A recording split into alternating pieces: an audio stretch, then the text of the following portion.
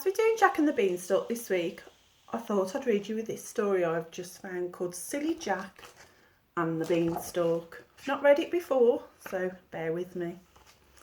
There once was a silly boy named Jack. He was always giggling. Jack wore a hat with his name across the front, saying Jack, just in case he would ever forget his name. His best friend was a cow called Milky White, and they played together all day long and got really dirty. In the evening they played in the bath, and they put on their pyjamas and they hopped into their bunk beds.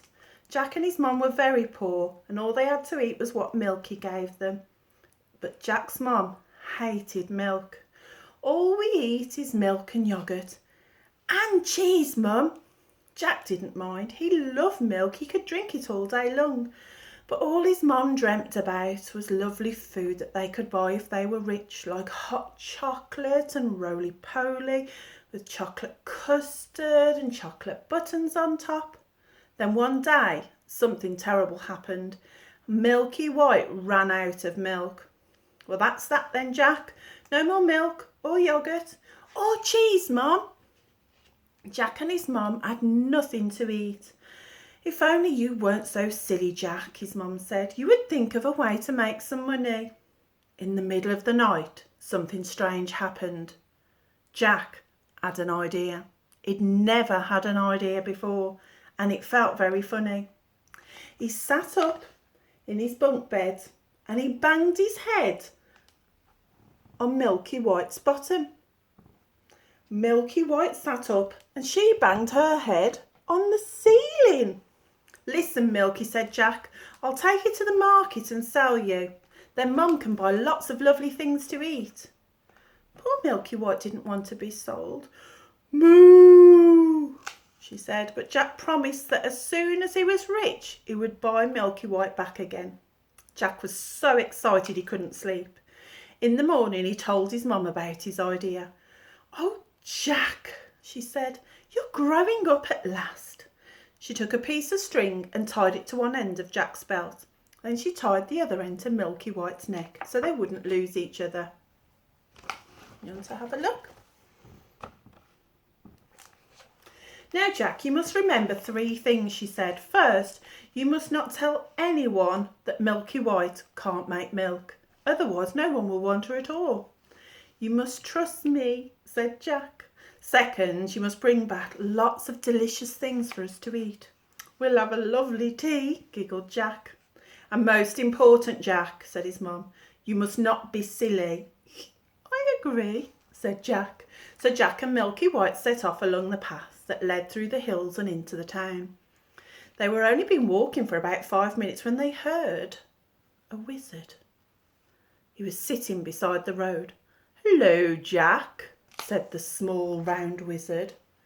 Jack wondered how the wizard knew his name. Hello, small round wizard, he giggled. Where are you off to so early this morning? Asked the small round wizard. Jack giggled.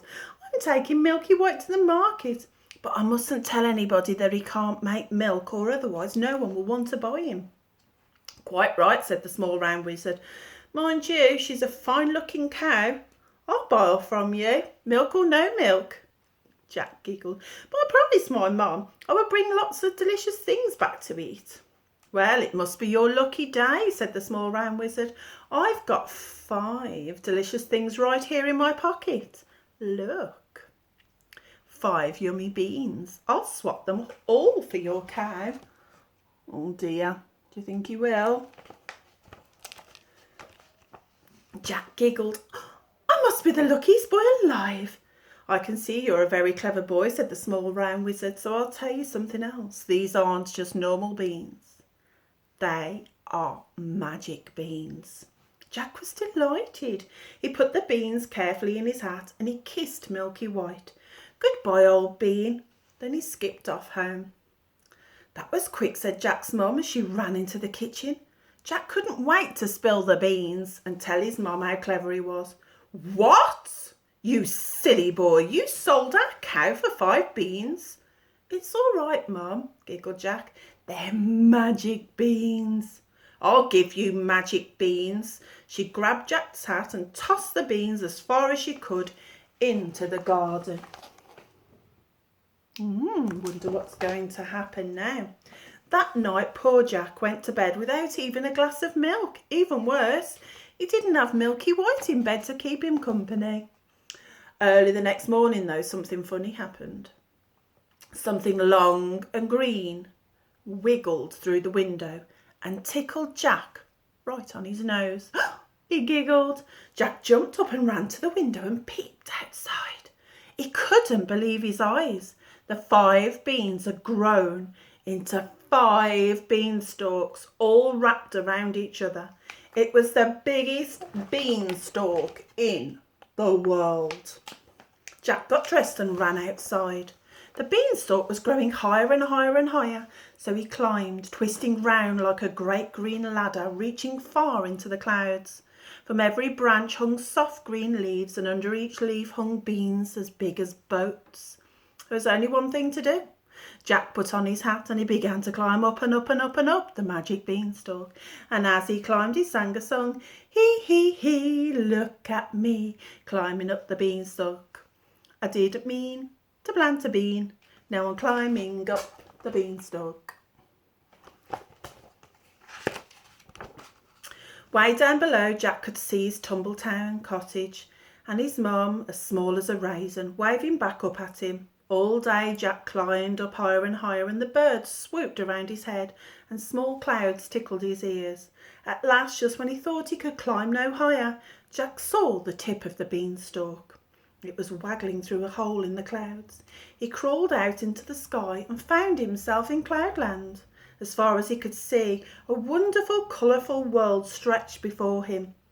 There was marshmallow hills scattered with candy-floss sheep under a sparkling starlit sky. He saw cotton wool trees and milkshake streams, a winding road that led through the countryside towards an ice cream mountain. And on top of the ice cream mountain stood the biggest castle that Jack had ever seen. So there he is at the top.